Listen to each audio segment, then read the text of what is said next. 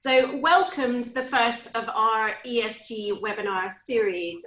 Firstly, a bit of housekeeping. Please can I ask all of the panelists to put themselves on mute when you're not speaking. Attendees, please can you use the Q&A function for any questions you may have rather than using the chat function. Feel free to use the chat function for any comments throughout, but for actual questions, if you can use the Q&A. For those of you whom I've not met, I'm Emily Eyre, MD of BRUIN Financial. BRUIN Financial is an award-winning financial services specialist recruitment agency. We launched our ESG initiative in 2020 to help our financial services clients to increase their level of commitment to diversity and to decrease their carbon footprints. We are committed to encouraging a sustainable future within financial services whilst attracting top talent that will help to influence this. The person who has very much spearheaded these webinars is one of our VPs, Georgina Sell. I'd like to personally thank Georgie for her incredible commitment to this, as well as all of the wider BRUIN team who've helped to support this. I'm now going to hand over to Georgina, and I genuinely hope you all enjoy today. Thank you. Thanks very much, Emily. So I thought it would be helpful to kick off by presenting some meaningful data around how ESG is impacting career motivations, job roles, and organisational structures. We carried out a survey across our database of investment professionals, and we've had just over 100 responses. I'm delighted that we've had responses from pretty much every function within an investment management firm. Everything from C-suite investment leaders, portfolio managers, to risk and finance specialists. We obviously do need to bear in mind that the sample itself, by virtue of the fact that these people have responded, does mean that these individuals are more likely to be interested in ESG, and the level of commitment to the subject is clearly going to be higher. Nevertheless, I do think that some of the key themes that have come out are really, really interesting, and I hope you do too. So I'm just going to share this presentation with you now. Hopefully you can see the first slide here. So you can see from our results that most people felt that they already have a sound understanding of what ESG means, and they want to have an impact, but they often don't know how. Only 47% felt that they knew how to have a measurable impact across different ESG criteria. We hope that these webinars will help to prove that you don't need to be an ESG expert to bring about change in this space. We also hope to give you some tips to help advance some of the most important aspects of ESG, both internally and externally. The statistic on the right-hand side of this slide may not come as a surprise to you. The majority of respondents said that if they were investing, ESG principles were important to them. This isn't particularly new to us, as sustainability funds have been outperforming in the markets for quite some time now. But what was more surprising was that an even larger majority of respondents said that it was important that their firm had a strong internal ESG strategy, i.e. this is not just important to them in terms of their client portfolios, but also internally within the culture of their firms as well. So this next slide is looking a little bit more detail at individual motivations for their career moves. It is clear from the first statistic on the left that the majority of respondents felt that their company's approach to environmental and social factors influenced their opinion of them, which proves that there is a significant reputational risk for organisations in terms of retaining talent. We are being asked these questions more and more by our candidates. For example, can you tell me about their environmental policies? Can you tell me about their diversity criteria? People are caring more about equality in the workplace and about not screwing up our planet. So you can also see that the majority of respondents felt that having a sense of purpose in their professional work was important to them. In fact, their sense of purpose was obviously so important to them that they would even be prepared to take a salary drop to work for an employer with a strong ESG approach. And they would be willing to move outside of financial services altogether to a more sustainable industry. So we do need to be mindful of this if we want to protect the financial services industry and not lose out on the best talent.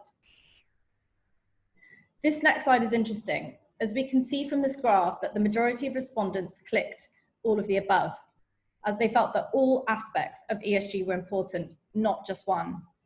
For those of you who are new to ESG, the E refers to environmental factors, the S to social factors, and the G is the bread and butter, as essentially you have to ensure good governance and regulation in your company in order to deliver good E and good S. This seems to prove the point that top leadership need to be focusing on all aspects of E, S, and G, i.e. our responsibility to look after the planet, to look after the people who work for us, and the governance that we have in place to ensure this. This next slide refers to employer priorities when thinking about ESG.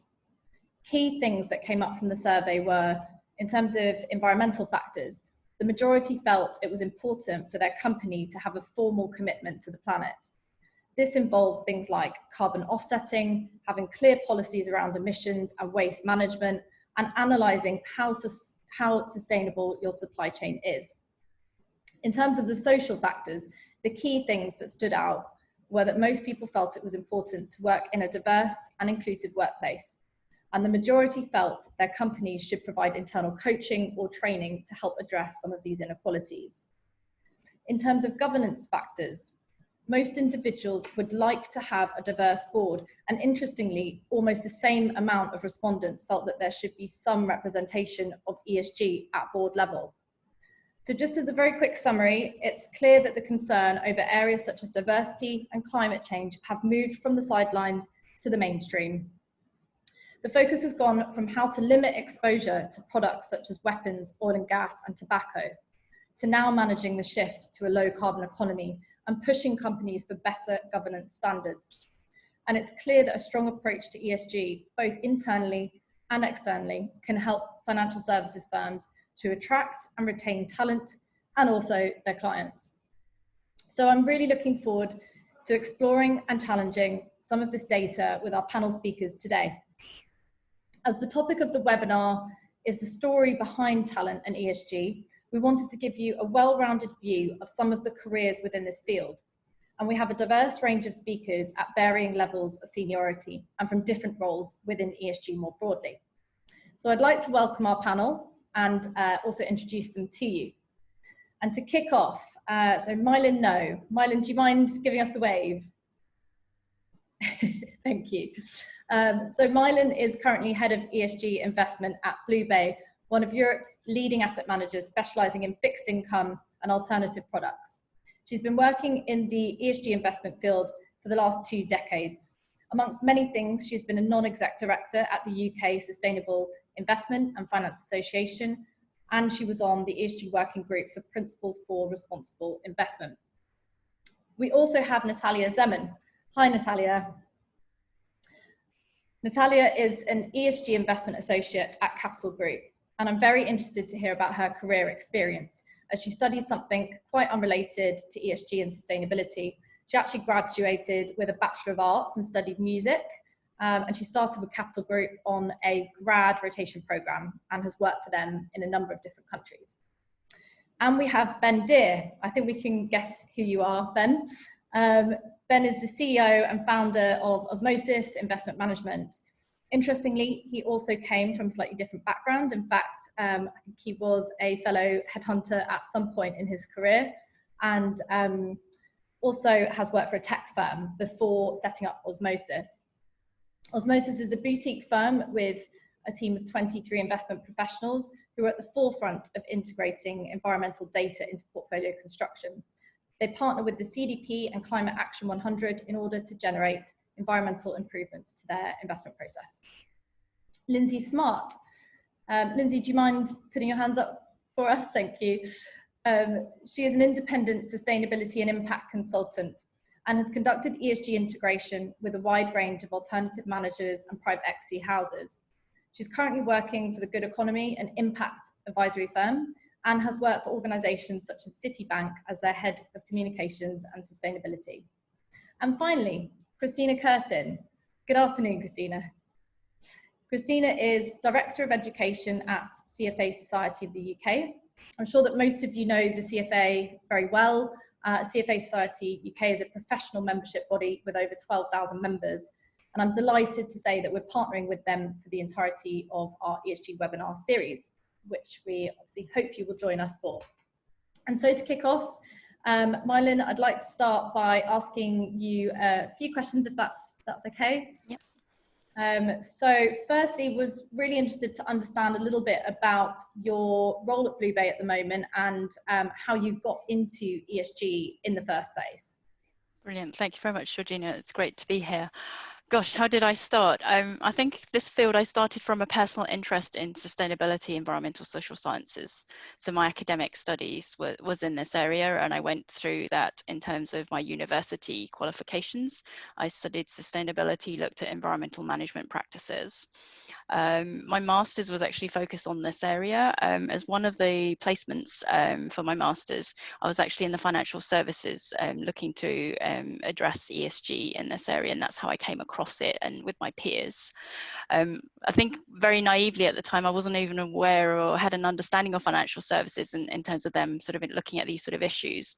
It was very much, I thought, with my qualification, I'd end up working for a charity or a consultancy on sustainability. My parents were very worried on that sort of side. And so it was a great eye-opener, sort of hearing about the role at sort of a buy-side firm to work for their in-house ESG investment team, managing dedicated funds. So I really started out as an analyst, started from the bottom, applying my sort of, I guess, academic theoretical knowledge of sustainability and corporate responsibility to a very practical setting in terms of engaging with companies and talking about these issues on that side. So all of my professional working career has been on the buy side, looking at ESG, either working for dedicated funds or then later on working as a shared resource as part of a stewardship function for an in-house team. The asset class focus was equities. They were multi-asset managers, but essentially the ESG focus, quite understandably, was on equities and less so on other asset classes. And then about 6 years ago, I came across to Blue Bay, who are obviously a pure sort of fixed income house, public debt, and we did have private debt at the time, investing in sovereigns and corporates across the spectrum globally. So for me, it was an opportunity to really apply my learning and thinking about how you could actually integrate ESG into sort of investment practices, very much on that side. And my role has really evolved from more of a research analytical role, which is very internally focused, desk-based research, as well as engaging with companies, to more of a commercial rounded role. So I engage with our clients, I do RFPs and that sort of thing. I participate in external events. So it's more strategy as well. So it's a real variety. And I think that's actually one of the things that you have to like working into this field. You have to be adaptable and like variety. Great. Well, that leads me on to my next question. And obviously, with such a diverse range of experience, I'm quite interested to hear what you think has made you progress in your career to date. Gosh, I don't think I've actually been very strategic in my career, and I think one of the things that in terms of what I've always done in my career is that I've always focused on actually a role where I felt I've continued to learn and have opportunities to learn, and then worked with people who were very supportive and encouraging and sort of mentored me and sort of gave me the space to think and I could learn from. So I think that's always been very important for me. Instead of thinking strategically, is it time to move to the next role and that sort of thing on that side, because I think it's really important to build your confidence. Obviously, I think if you're looking to get into this field, the technical knowledge and skills are important in terms of subject matter. Having an interdisciplinary approach, I think, is really important, because sustainability is all about the interconnectedness of the economy, the environment, social issues, and that sort of thing coming into perspective on there. But I think what I've learned in the time I've been in the industry is that the technical skills only get you so far, the hard skills get you so far, but what will really sort of get you over the line or really sort of take you further and try and be more efficient and effective is actually the soft skills, which people don't necessarily tell you about. What I always say when you're working for an ESG role, particularly on the buy side, I think when you're implementing, and certainly on the asset owners, I think, is that you're essentially an agent for change. You've been parachuted in, you've been told that you have this objective of trying to get the firm to incorporate ESG. You've got very entrenched views about how things work, the financial markets work, what sort of factors are important. And you're actually then brought in to try and get these people to change their minds, and that there's another way of looking at the world and another way to think long term and look at risk and look at opportunities. So I think the soft skills are really important in terms of you essentially being able to have good negotiation skills, being good people skills. Absolutely, because you're going to have to interact with people with very different mindsets and different perspectives, but you've got to try and find some common linkages and bring people together to collaborate. I think you also need to be a very good communicator as well. I think because you're dealing with people at so many different levels of the organization, internally and externally, you also need to be able to be quite flexible and adaptable in terms of how you interact with different people on that side, to get those different viewpoints on that side. And also, I guess, actually something I would say as well is that you have to have a lot of emotional resilience and patience, because it's not an easy thing to do, because you are this agent of change, and that sometimes you might be quite impatient. You sort of think, why is this taking so long? And so sometimes you sort of need to be able to sort of step back a bit and get a bit of perspective, and on that side. And I think the last thing I would say is that as well, is that I've learned is that not to think that I'm in this alone. It may feel very lonely at times, because there's not necessarily lots of people in the firm doing the things that I'm doing, but I've learned to leverage off my external networks, whether they're professional or personal. But I found the ESG field to be particularly, what's the word? I think the field financial services can be quite competitive, and you hear a lot of people talk about it, but the ESG people I've met over the years, it's like we're the exception to the rule. We actually talk a lot with each other, we collaborate, we sort of share frustrations and sort of share ideas about how we've approached things. So I think leveraging of your network is really helpful. It Right. keeps you sane. And I know you mentioned, I think you alluded to this a little bit earlier, but you at one point were sort of looking down the route of an NGO or charity. I mean, for people that are maybe coming from that background, what would you say some of the key challenges are, and how would you sort of advise them to kind of overcome them and to be able to succeed in this field? I think that's actually a very good point, Georgina, to point out, is that I would say that the ESG field relative to other areas of financial services is very different, in that it's the most inclusive part of you trying to get into this part of the sort of market, in that it's very accepting of people from different backgrounds and different sort of levels of careers as well, whether you're early entry or whether you're mid-level looking for a career change. And it really comes down to this point I mentioned earlier, in terms of you're bought in for your technical knowledge, but also your ability to be sort of a helicopter view and make all of these linkages and have these interdisciplinary approaches. Is that ESG and sustainability is so wide ranging, there's no way you can be an expert in all of these areas. So it's actually very welcoming of people with different perspectives to come in. If you've got a more of a social sort of sciences background, or more of a sort of economics or something like that, it's really important, because it's all about trying to bring together people with different perspectives to see if we can identify some common solutions, some creative ways to break out of this cycle that we've got in terms of looking at the world and viewing what's valuable and what's not, and thinking about different time horizons. So what I'd encourage people from different backgrounds is, don't be discouraged. I've noticed over the years, as people have talked to me, is how proactive people have, is that maybe you haven't got the academic background and you haven't got the professional, but then in their own time they've been proactive in terms of what they've been able to do and demonstrate. And I think one of the things when you talk to recruiters as well, or if I'm recruiting, that you want to get across from people is that passion. You genuinely want to do something, because that will help sustain you through what I mentioned earlier, the need to have emotional resilience and have patience, because you don't do this because it's an easy thing to do, and you have to do it because I think it's interesting, your point from your survey about purpose, is that there's no longer this concept of a job for life, or that you do it and it's a job, and people want to proactively link their personal values with their professional roles. It's not about parking that at the front door when you walk in. So I think demonstrating your passion, being proactive to show whether you are through reading, taking proactive courses, attending webinars and things, to show that you really have got a good understanding of the market, because depending on the role that you're going for, some teams can be very big, that they will be very forgiving or have the ability to afford time to let you grow into a role. Obviously, if you're applying for a role where it's one person, it's the ESG expert, that's potentially not going to work because they'll expect you to have all of those tools in your toolkit. So I think the fit between the role that you're applying for, what you have, and then the you know, the organizational culture will be very important, and spend a bit of time doing that.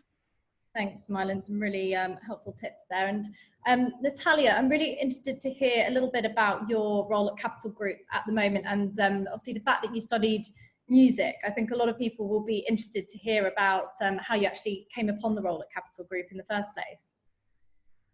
Yeah, absolutely. So I think my comments hopefully will follow on quite nicely from Mylon's, in terms of, you know, having not had either a financial background or an ESG background when I came across Capital. 5 years ago, I'd been at Capital 5 years, so I was a musician. I'd studied music, I'd been at a music school, I'd always known musicians, and I'd started a small performing arts company, and the intention of the company was to try to bring classical music to a very different kind of audience and bring it in a different kind of way, because I felt that classical music was quite stuck in a certain way of doing things. And I, a couple of years in, got offered this role at Capital, which was very unusual for an organization of its size, because Capital, in order to try to encourage diversity within the organization, has a small training program where they bring in graduates, early career individuals who do not have a background in finance. And the idea is to bring in this different kind of mindset. And interestingly, a lot of people who do this program actually stay for a long time at the company. The retention is quite impressive.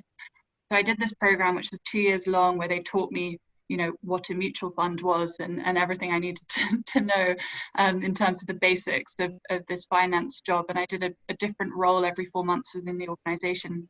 And it's quite tailored to the individual. So after the first year, you get rotations which are more appropriate for your interests. And I had done quite a bit of anthropology at university, psychology. I was interested in politics and the kind of intersection between finance, but political research and more kind of macro themes. And so I did some work with our political economy group actually over the European elections in 2017, I guess. And that was fascinating. And then following that, I did a rotation with one of our investment groups. And it wasn't called ESG. We were looking for companies that were solving societal problems in a way that was strategically meaningful to the business. And so that was with one of our investment groups. And shortly after that, we hired our first named ESG person at Capital, who'd actually been an investor for years. And from the very beginning, our ESG process has been very much tied to our long-term investment process that is already in place, and choosing companies that have a sustainable long-term strategy. So I joined forces with her and kind of did all sorts of different things at the beginning, supporting her in you know, talking to companies, engaging with companies, working on client-facing materials, understanding what clients were looking for across different geographical regions, responding to RFPs, DDQs, so a whole range of things. And then more recently, I have focused much more on the client side. So we now have a much bigger team. We're a team of 13, up from 2, and about half the team is very focused on building out ESG within our investment group, bringing in all the data that we need to enable us to do that analysis on the environmental, social, and governance factors around companies. And then my role is very much focused on communicating all of that work that we're doing internally to the external world. Great. I hope that helps, Georgina, yes, answering your question. That's very helpful. And I guess, I mean, you could have obviously gone down a very, very different career path. And for you now, being in a sustainability role, I mean, do you think that it is important to have a sense of purpose in your work life day to day? Absolutely. I think, I mean, for me, purpose is crucial. So I think coming from a very different kind of background, music, where the only reason you do music is because you love it. There's no money in that industry whatsoever. And then coming across to finance, a very different type of sector. I think one of the things that really attracted me to the ESG space was the intellectual component. you know, as Mylin mentioned, it encompasses a number of different skill sets, and of course, you know, environmental, social, governance considerations. I mean, what does that mean? It's enormous. It's absolutely ginormous. So understanding the complexity of those issues and how the private sector and finance and capital allocation can help to be part of the solution to some of those huge issues is incredibly interesting from an intellectual perspective. And I think the underlying purpose that you're trying to make a difference and actually, as Mylin said as well, you know, change people's mindsets, get people to really think and be critical, and maybe think about things differently to how they would have done in the past is very exciting. So that's a big reason for why I stay doing what I'm doing. And are there any other kind of key skill sets that you think are required to be sort of successful in ESG? I think I second everything Mylin said. So I think my number one skill that I think is really important is curiosity. I think if you have curiosity, then you have the capacity to learn. And I know, you know, Mylin mentioned that, you know, some roles require a lot of, you know, more in-depth understanding of a certain specific part of ESG, and that's absolutely true. But I also think it's such an evolving area, at least within the financial services space, but also just in understanding a lot of these issues and how to measure them. I think curiosity is extremely important. I think there is room for every different type of personality within the ESG space. I mean, certainly within my team, I mentioned we started as 2 people, now we're 13, and we have, you know, very detail-oriented people. We have very junior people who have that curiosity and are learning extremely fast.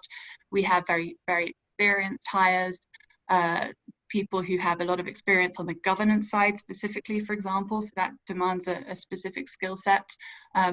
Those who have a broader skill, I totally agree with Mylin in terms of the soft skills being very important, as well as those hard skills and well-defined specific skills within the specific areas. I think also the ability to link the ESG specific understanding with some financial experience is clearly very important and quite a unique skill set also. So yeah, I think there's room for everyone, and we want people with different personalities and different skill sets to make a team as effective as possible. Great, thanks Natalia. And Ben, having come from a tech background and obviously having run a recruitment firm at some point in your career, what was it that made you interested in this space and ultimately want to set up a business in it? Well, that's a good question. I don't have I guess a normal career to have ended up where I am today. I'm basically unemployable, which is why I set up my own firm to begin with, because no one would give me a job. But my journey to asset management really came about from selling a tech firm that I helped build, and once receiving the funds from that, coming home and debating what to do next. I was quite young then. I wish I was still that young, to be honest, but I think I was 32, 33, and looking around and seeking opportunities, maybe become a professional kite surfer, or at least buy a bar, buy a beach, buy the kite surfing school. And I put a movie on and watched it, and looking back on that, it's either the best thing I ever watched or the worst thing I ever watched. I debate that quite a lot to myself a lot of the time. But it was Al Gore's movie, The Inconvenient Truth. And I just had 2 young children, not at the same time, but I had them both on my knees and watched this movie, and I thought, well, I've been very good at making money. There's got to be more to life than just making money. So I thought the first thing I should do is go and deploy the money that I've made in a socially conscious way, but with a focus on the environment. So I went up to the city. I met lots of fund managers. There weren't many there doing these roles then, 5 or 6. And they were all fascinating individuals, but they all had one thing in common, which is they applied a set of values to their portfolios, but they consistently lost you money year in, year out. And I wasn't that comfortable giving my money to someone in the city to lose in order that I would have to go back to starting another business at some point in the future to make it back. And I was just fascinated by the environment. I read something called the Stern Report, which is a very long document, which is really about the economics behind climate change. And everyone was talking about the risk and the fear. And as an entrepreneur, all I could see was the opportunity. So I picked up the phone, I called some people that I knew, raised some money. I knew lots of people that ran portfolios, hedge fund managers. I didn't consider them any more intelligent than me, probably better at math. And I thought, how hard can this be? It can't be that difficult. And 12 years later, I can tell you, the first bit of advice I can give you today is don't start an asset management business with no experience. But that led us to start Osmosis. And we've been on a 12-year journey where we've gone from running just a bit of my money to bringing on board some external capital, to running money for the Oxford University Endowment, to running money for the Swedish government, and then broadening our client base now pretty much globally. We haven't moved into Asia yet, but we just focused on the ESG. We believe you can deploy capital in a large way with huge capacity and have two levels of impact. So one is targeting a better risk-adjusted return, and secondly is reducing your environmental ownership of not just carbon, but we also look at water and waste. Great, thank you, Ben. And I'm interested from an employer's perspective, what do you tend to look for when you hire into your firm? Not people like me. You know, my other businesses, we hired a lot of the same kind of people. It wasn't particularly diverse. It was quite sales orientated. Once we had the technology in the technology firm, it was about just driving sales. This is very different. I wouldn't be where I am without the team that I've built around me over the last 12 years. They're very, the education is a given. You know, they tend to be, certainly within the trading, the portfolio construction, the research side, they're very numeric. But just to corroborate what the other panelists have said so far, there's always been something slightly different about them, actually. They've done something slightly different in terms of their interests. They've got an ability to communicate something very complex in a very simple way, which works really well for me because I'm the simple guy in the office and I need to understand what they're doing. And they have a passion and a belief. And it was interesting in your survey at the beginning that 77% of your respondents said that they would take a salary cut or a reduced salary to work within a firm who were focused on ESG. And we see that actually from the approaches that we get, but we also can say that once they're in and they're experienced, the market is growing really quickly. So that salary cut, just to get your foot in the door, will be amply rewarded in the future as these skill sets and those kind of skills aggregated together are not that common, and they are much in demand. And I think you're probably seeing this as an organization yourself now. So we're seeing, salary rises obviously within the firm, but competitors looking at our staff, unfortunately and quite annoyingly, more frequently than I would actually like. But I guess that's a sign we're doing something right. So just a passion for business, good communication skills, a good education, and not just your traditional A-star Oxford graduates who believes that there's a right to work in the city in a particular kind of job. The arrogance with that kind of background doesn't lend itself to our culture. But as Mylin was saying earlier, you've got to win hearts and minds in this business as well. So it's a slow burn in changing other organizations' approaches to this. And you need those kind of softer skills. It's really important. And a lot of patience, I imagine, as well. Yeah, 12 years. I'm hoping there's an exponential rise because I don't want to be just doing this for my children. Definitely, I want to get something out of this at some point. Yeah. And I'm going to ask you a little bit of a tough question now, Ben, but would you say that ESG is fully integrated into your firm? I guess if you're thinking, both internally and externally, or is there more that you could be doing? Well, there's always more. There's lots of challenges for small firms. I think if you're a large-scale organization, and I won't mention names, but there's recently been an aggregation of these firms who have come together to promote ethnic diversity within portfolio management, and it got a lot of press, and it's to be commended. But their solution, 100 interns across their, I think the 9 or 12 firms, and I just looked at that and I thought that's appalling. You know, we're hiring 5 interns in the next couple of weeks, and we're a 20-man firm because we want to give people exposure to the business. So there's a lot more that could be done at the bigger firms, and we're doing what we can as a smaller firm. But when you look at the diversity makeup of our firm is pretty good. You know, you look across the website, and I think it reflects our client base quite well. But we're not positively discriminating to get more females into the business, for example, but we really welcome those applications. And there's been a massive switch. When we advertised for interns last year, I think we had about 130 applicants, and 6 of them were female. And this year, we've literally just killed the LinkedIn adverts this morning.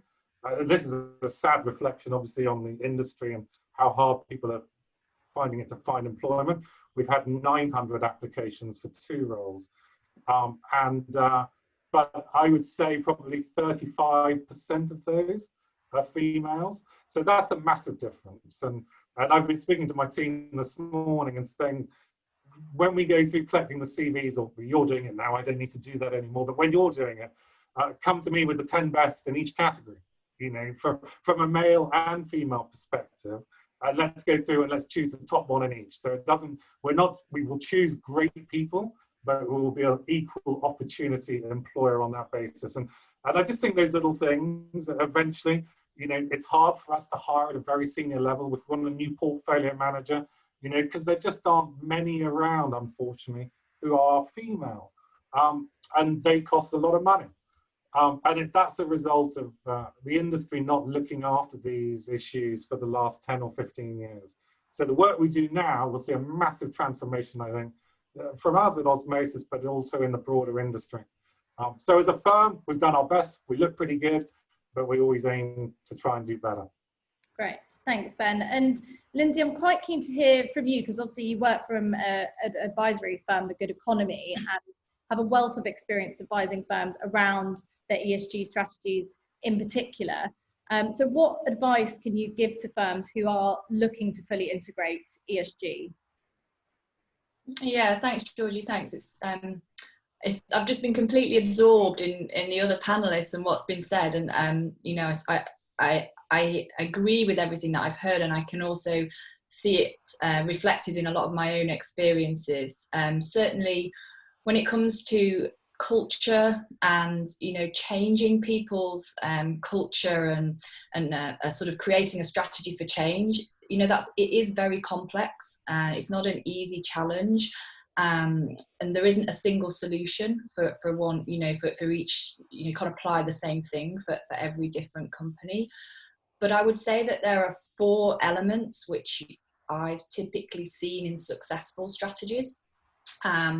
And they are, you know, you need a positive authority figure, you need community willpower, you need opportunity and incentive. So if I just kind of very, very quickly drill into each of those 4 elements. So positive authority figure, you know, change really needs to come from the top. So you really want to see your C-suite and your CEO championing the topic and really talking about it positively and giving a message that it is supported and will continue to be supported, and efforts around change will be supported. People don't want to feel like they're going to try and do something which is is not there for the long term.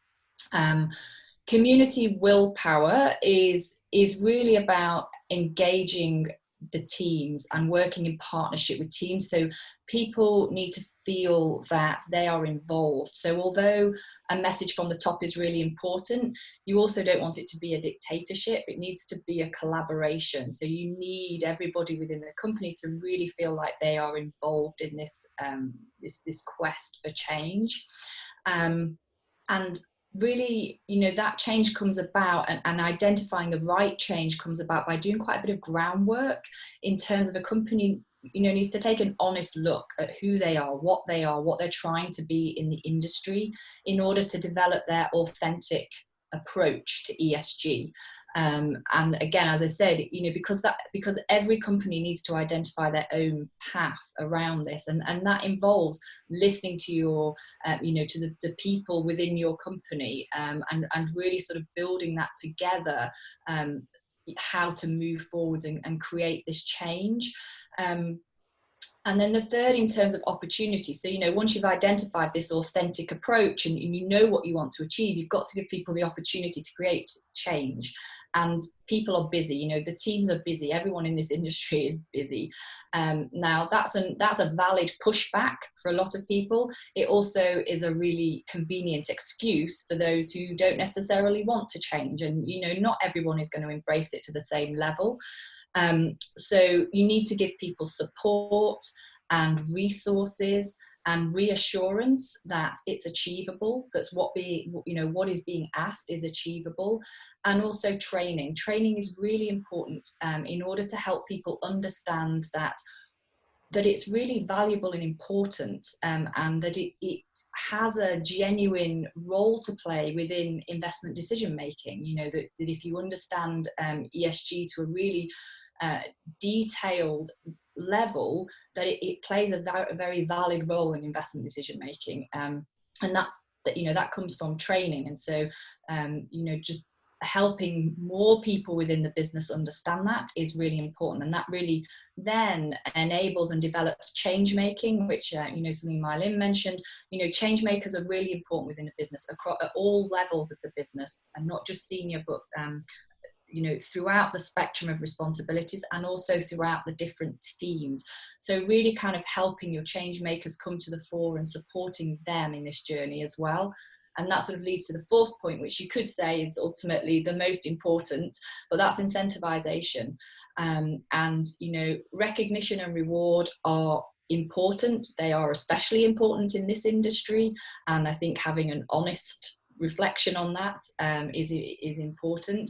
And if you want people to really integrate ESG into their everyday activities, it has to be part of their pay. It has to be something that they are remunerated for, and that they are given direct roles and responsibilities around.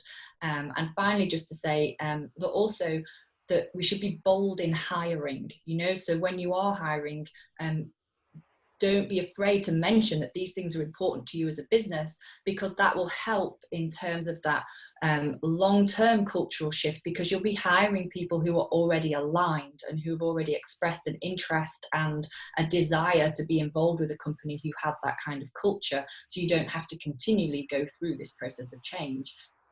It will become embedded in who you are. Great, thanks, Lindsay. And what would you say are some of the biggest challenges of shifting to an ESG culture?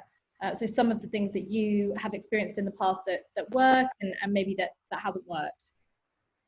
Yeah, so I think that, the big challenge is to really kind of get people on board in terms of believing that, firstly, that it's achievable. So I think it's important not to make people feel like this is something that you're going to ask them to start doing on Monday. They have to feel that there is space for this to evolve, and for that there are stages of progress, that you don't just immediately become an ESG integrating company because you've hired a single person to implement this. That it is something that takes time to get really good at, and that it's okay to express that and to be honest about that, both internally and externally. So I think that that's one of the important things. I think also one of the things that doesn't work is to ask a single individual to take responsibility for this across the entire firm. So there does have to be an understanding that it's a big role, it's complex, it's as the other panelists have talked about, you are trying to change hearts and minds in a lot of businesses. Obviously in Ben's business it's was there embedded from the beginning. A lot of companies, that's not the case. They're trying to retrofit, and that means that you need a lot of buy-in from across the business for it to really work over the long term, and to really shift the way that teams operate on a day-to-day basis. Great, thank you. Lots of food for thought there, And finally, to hand over to Christina, I think she's going to tell us a little bit about the ESG certificate and the benefits of it. If you are considering a career in ESG, hopefully you'll find this very helpful. So Christina, do you mind sharing slides your side? Thank you, Georgie. And I'll just share my screen.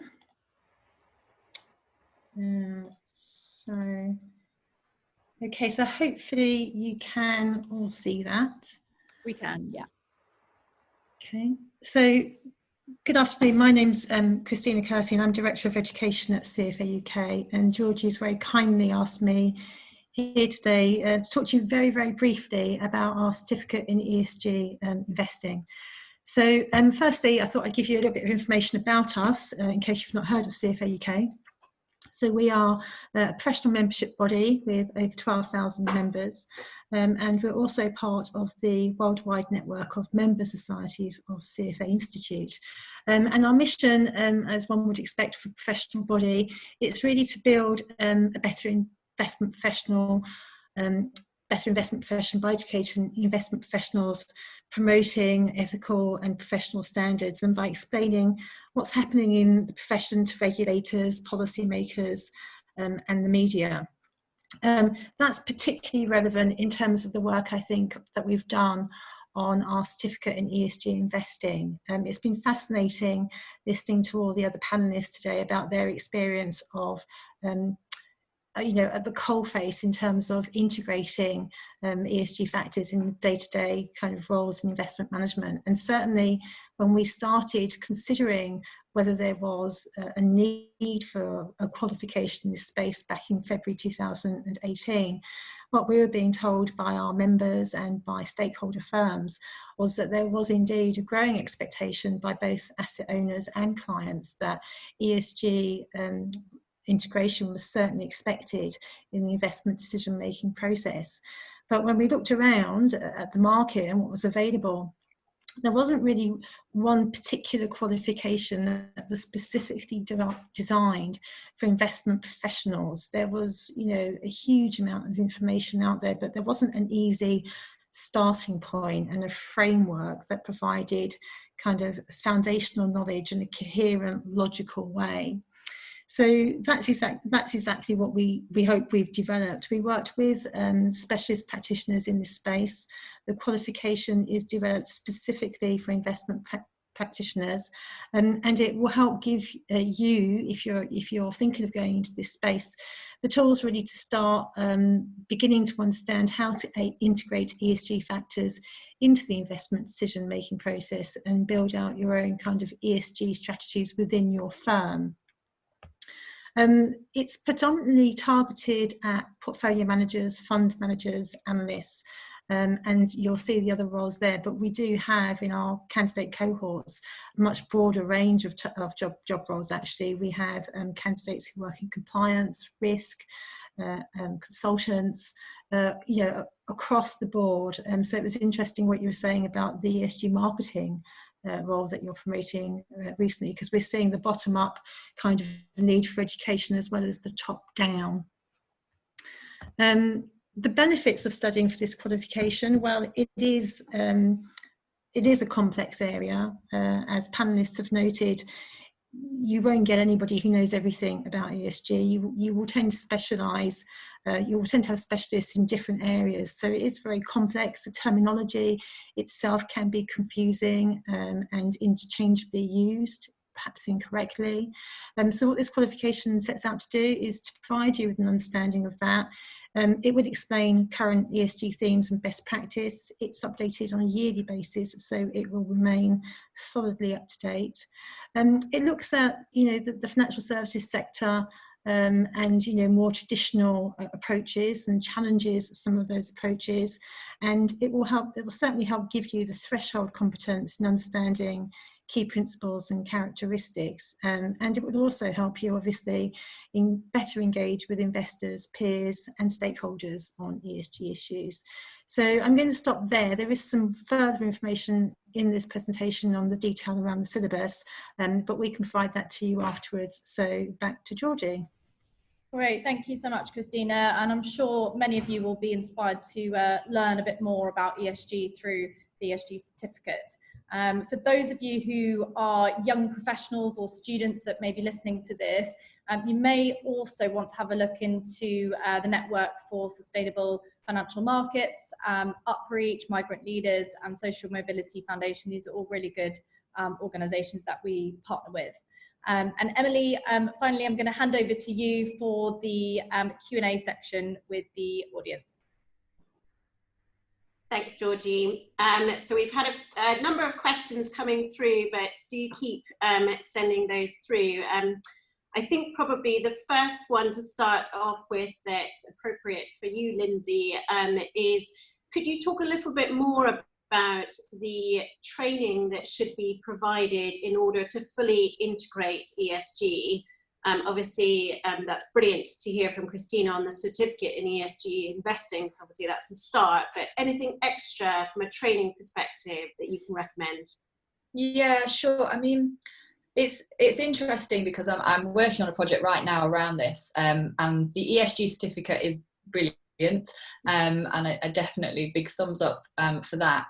I think one of the, it is a challenge in terms of within the industry sort of formalised training. It is quite difficult, which is why the CFA piece is really good.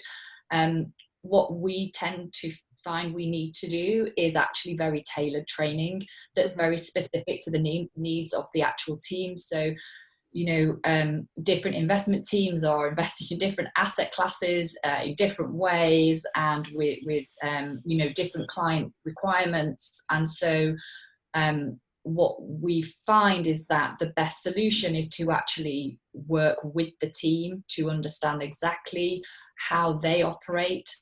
And then we establish how do you implement an ESG approach that is relevant and proportionate and material to that particular type of investment.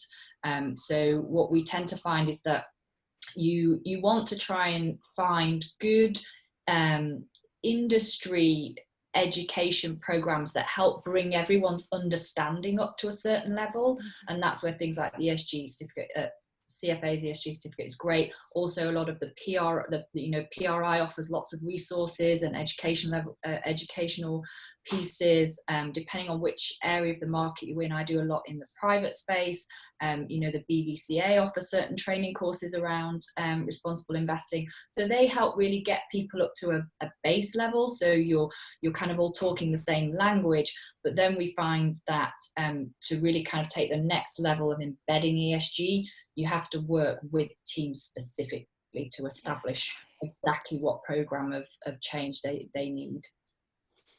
Thank you, that's really helpful. Emily, can I just come in on that actually? Because as somebody who obviously I've got on the buy side, we're trying to train our investment teams, and I'd echo so what Lindsay said is actually the formal sort of more academic-y sort of professional education gets you some of the way there to get the foundation. But what we've done at Blue Bay is very much, I talk about on the job training.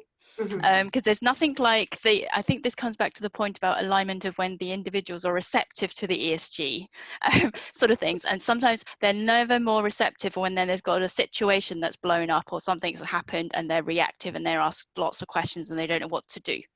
So we balance. We've only more recently sort of outlined formal sort of academic qualifications like the CFA. We very much focused on sort of exactly what Lindsay said, understanding their role. Are they sector analysts? Can we point out what ESG issues are relevant for the sector? How does it play out? What does the universe look like, initiatives? But we definitely think on the job training, very live situations, encouraging them to interact with us is the best way to sort of get them engaged on that sort of side. I think that's really, really important. And I think you've also mentioned, Lindsay, the point that, you know, beyond the CFA, the PRI have got an academic sort of course as well that they run in this area. But we would definitely be of the view that to get people engaged is really sort of engage with them on their specific companies that they're looking at, their portfolios, and helping them understand. Thank you, Mylan. I suppose this is actually a question to Mylan and Natalia, and possibly Ben as well. So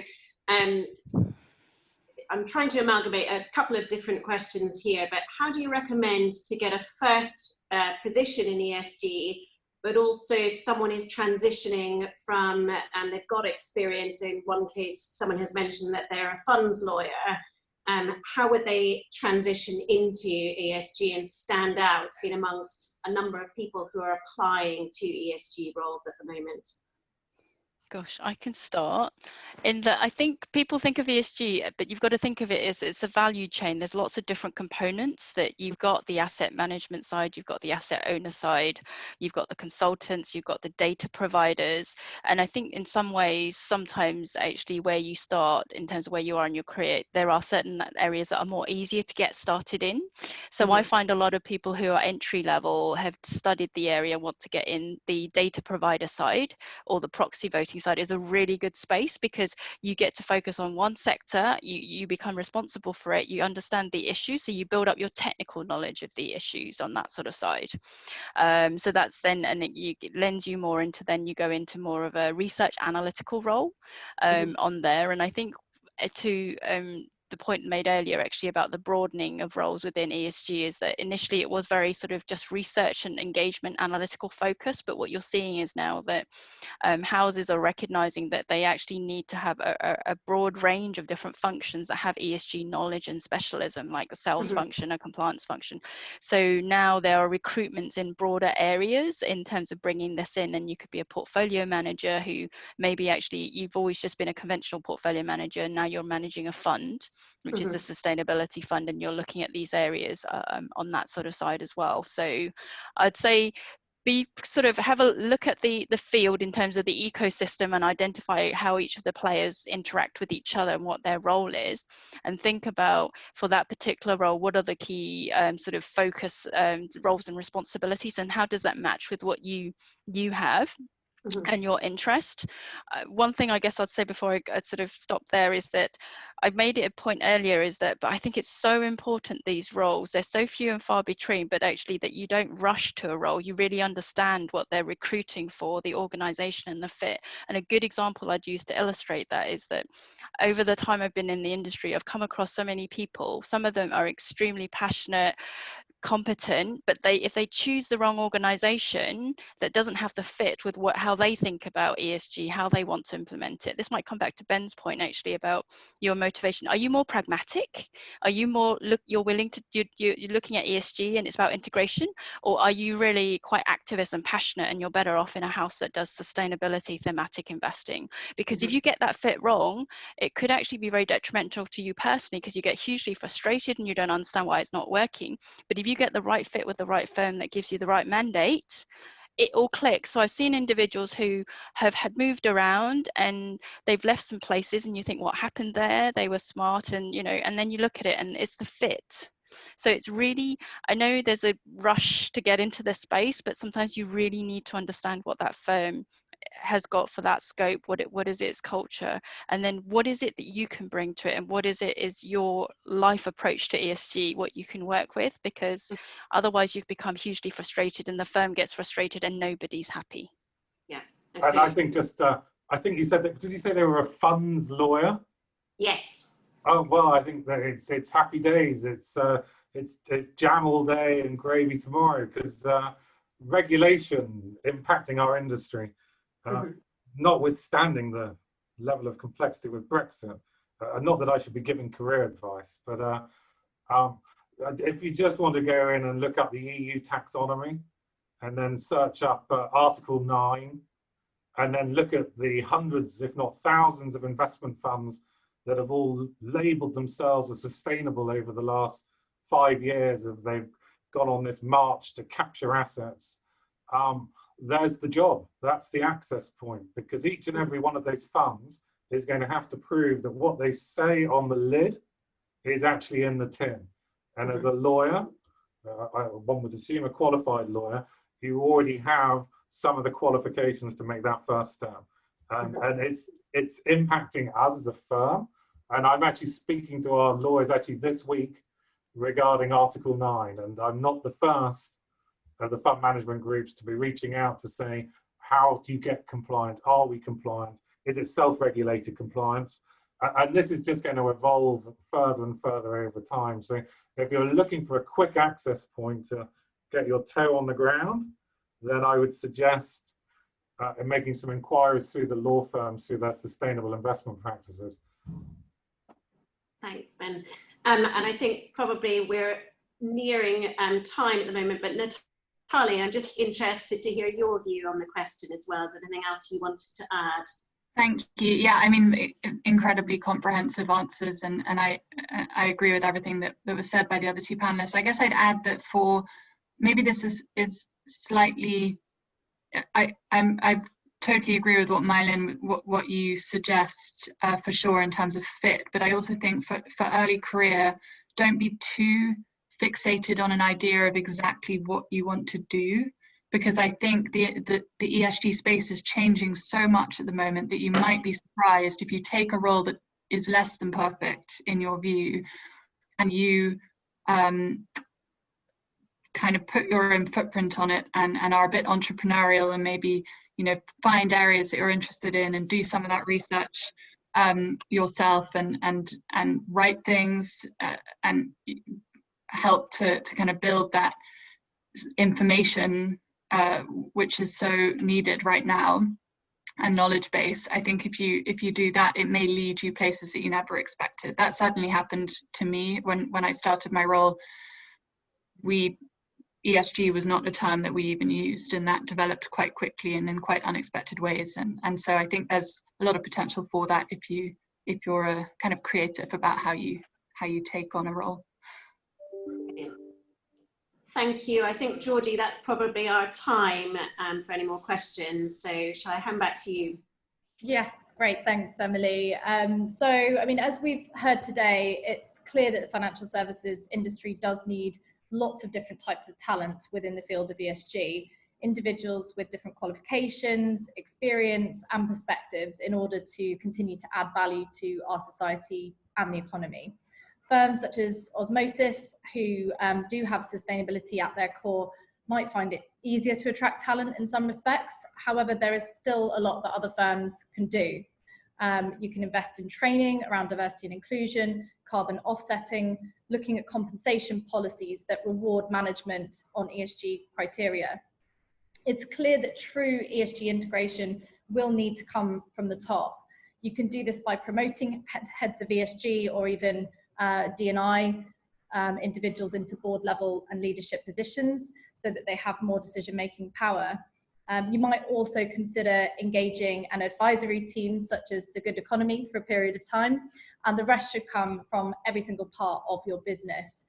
So we've discovered it's not just about doing it for your clients and your investors, it's really for every single person to have a role to play in embedding good ESG. And this is what will help us to get to where we want to be in the next decade. A special thanks to our panel speakers today and to everyone that attended, and we do hope that you will join us for our next ESG webinar, which is Why ESG is the Future of Finance, on the 13th of October. Thank you very much.